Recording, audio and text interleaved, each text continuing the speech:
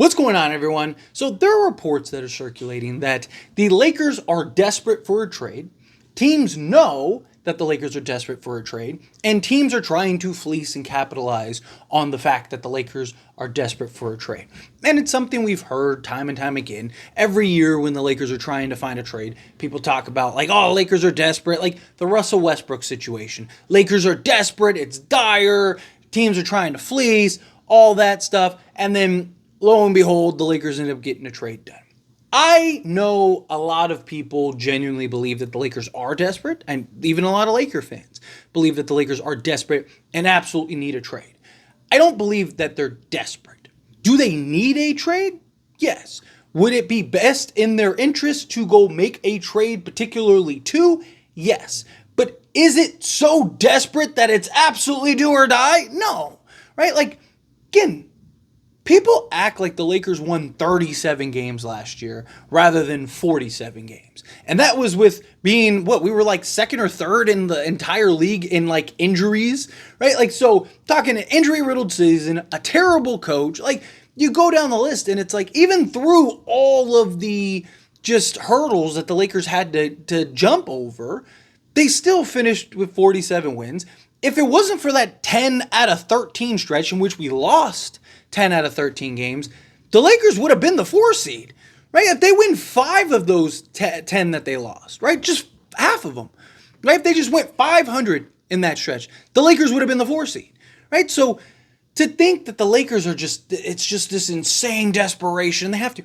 Lakers don't need a trade. They need a specific trade, ideally 2, right? And Rob Pelinka has shown patience. Rob Pelinka has shown, that he's not willing to just jump on the first thing that comes to his table, right? And that's good. That's why we talk and I continue to preach patience, right? But also, it's not like right now, there are some teams, of course, but right now, the asking price is the asking price, right? Like, again, you look at teams like the Knicks have thrown offers to some of these teams for players and gotten rejected because it wasn't enough. Because right now it's early. Right now all these teams have this high level asking price where it's, you have to give us 2 firsts for everybody, right? I mean, the Nets want 2 firsts for Dorian Finney-Smith. They were trying to get a first last offseason, literally the entire offseason last year, and were unable to get a first. Now they think they're going to get 2 firsts for Dorian Finney-Smith. They were just trying to trade Dorian Finney-Smith for Isaac Okoro, right? Like, again, it's 2 months from training camp. So teams look at it and go, hey, if you really want this now, if you really want this deal done now, well, then guess what? We want this, right? But then you start getting closer to training camp, and all of a sudden, prices start to trickle down a little bit. Why? Because teams don't want to go into the season with these guys. Right? Look at the Blazers. They have like several forwards that are young that they're trying to grow and develop. They just traded for Denny from the Washington Wizards, who plays his position. Right? So again, it's like, are you really gonna you just went and trade this for this guy that's supposed to be your franchise cornerstone at the 3? And you're going to now bench him, or you're going to bench Murray, you're going to bench any of these other guys. Like, it's silly, right? Like, now, I'm not saying that means that they're just going to give guys away, right? Like, obviously, you have to give something to get something, right? You have to give something up. But there is this perception that the Lakers are just like, they're desperate. Lakers have to pull off a trade. But they don't. Like, again, I believe the Lakers need a trade. If the Lakers want to be a bona fide contender, like one of the 3 to 5 best teams in the league, then yes, they need a trade, more likely 2. They likely need 2 trades to really put them in that, upper echelons of teams. But right now, they're like, assuming we're not, decimated by injuries again, because you can't equate for injuries because you don't know, right? Like, everyone could be healthy, everyone could be sick, right? Who knows? You don't know how this is going to play out. So, given health, the bar for Darvin Ham isn't super high, right? Like, JJ Redick is going to be in my opinion, better than Darvin Ham was. But even if like there are the hiccups and hurdles, I think the Lakers have a better overall coaching staff right now, just in general, than they did with Darvin Ham. So I think you just have a better coaching ecosystem and better basketball minds than you did under Darvin Ham, because the Lakers didn't I mean, JJ had free reign and he got to do that, but the Lakers also helped in that regard, right? So again, to me, it's not desperation, it's a need, right? But like, I need a vacation, right? Like, some people want me to take a vacation with all the trade talks and stuff like that, but I'm not desperate for a vacation, right? Like, there's things that, like, it would be nice, right? The Lakers,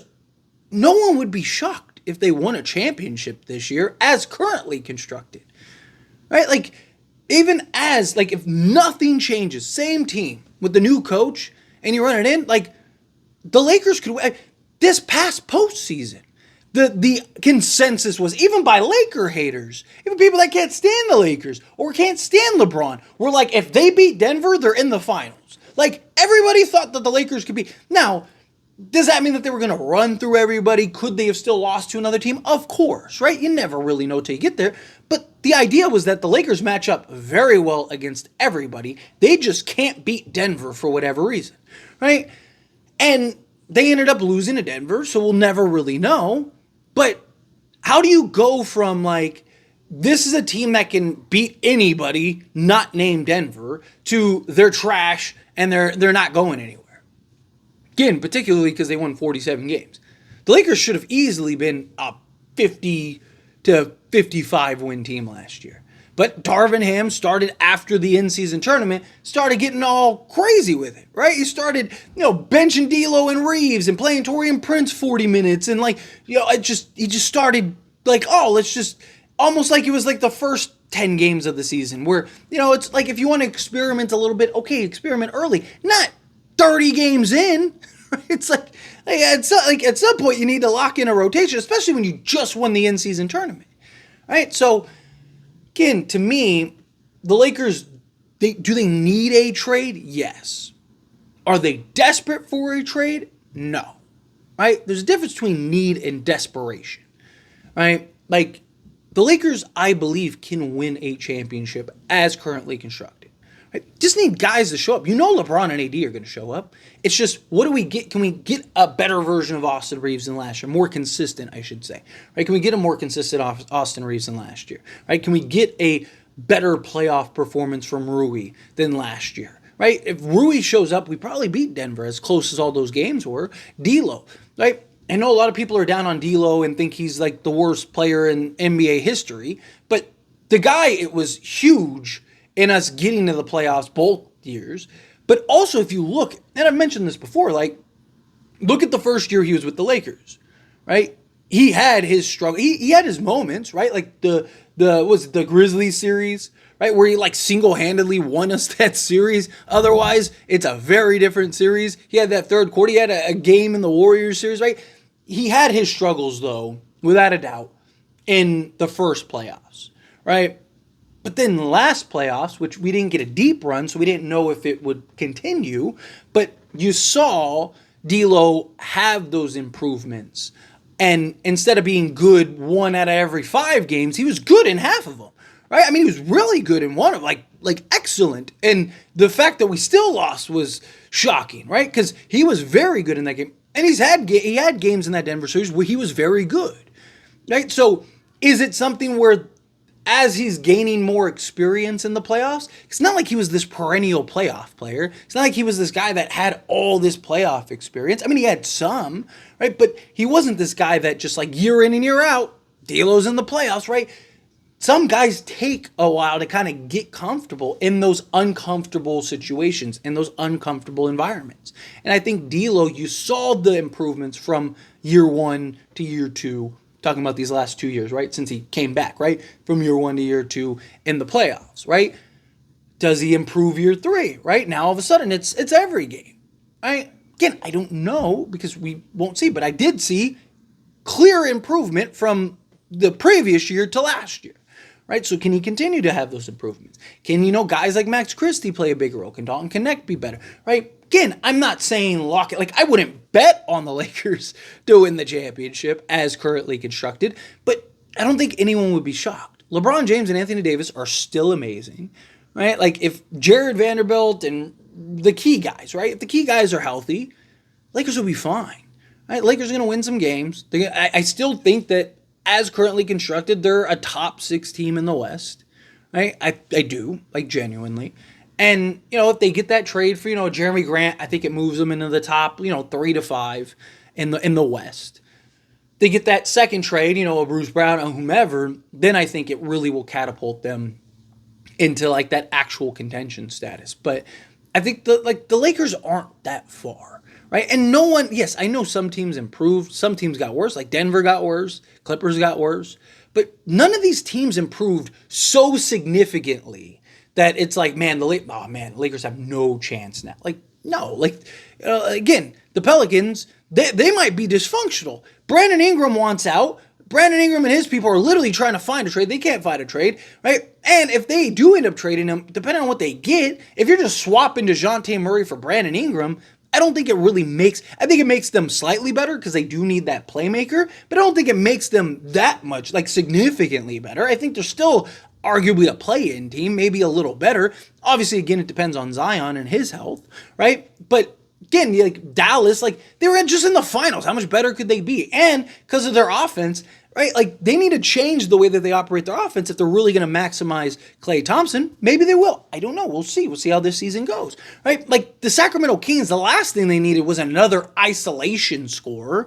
They needed perimeter defense. They needed guys that could hit shots. Like, they didn't need another De'Aaron Fox and Malik Monk, right? Again, like, none of these teams got significantly better, right? Even the Oklahoma City Thunder, right? I think that they solved, like, both of their needs. They got, a legit veteran championship level guy who is all defensive. Their defense, perimeter defense, is going to be, it's going to be A1. And then they got another big man. They got a center. But they still, generally speaking, all the issues that they had against the Lakers and the reason why the Lakers were a bad matchup for them still all exist, right? Like, Hartenstein and Chet Holmgren are not stopping Anthony Davis. Like, they're still small. They still don't have the guys that can defend LeBron James and Anthony Davis, right? So I just don't think anyone got that much better that it's like, oh man, Lakers, like they're the 10th seed now. Like, no, again, if it wasn't for Darvin Ham, it wasn't just Darvin Ham. I don't like to scapegoat because the players still played terrible. But Darvin Ham was a big part of that. And if it wasn't for him just deciding, hey, we just won the championship in the wake of the in-season tournament, Lakers would have been at worst the 5th seed, right? Like, so again, like, they weren't that far off. If the Lakers won 37 games, then I'd be like, yeah, Lakers are desperate. They need a trade. I don't think it's desperation.